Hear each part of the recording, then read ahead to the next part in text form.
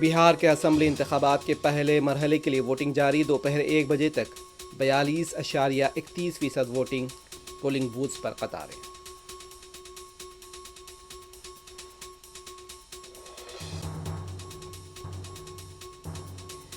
कांग्रेस और आरजेडी हमारे अकीदे और तहजीब की तौहीन के मुर्तकिब। इंतखाबी रैली से वज़ीर आज़म का खिताब। 14 तारीख को राहुल गांधी और लालू यादव की पार्टी का सफाया हो जाएगा, अमित शाह का दावा।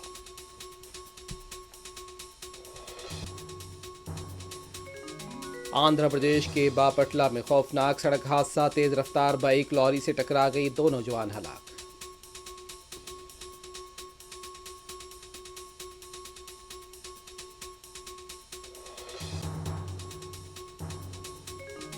तेलंगाना मेदक में अराजी के तनाज़े में खिलौने वाली बंदूक से धमकाने का वाकया।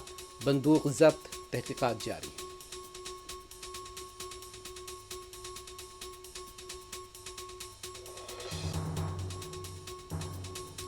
फिलिपाइन में आया समुद्री तूफान और सैलाब के बाद हलाकतों की तादाद 140 से तजावुज़ कर गई।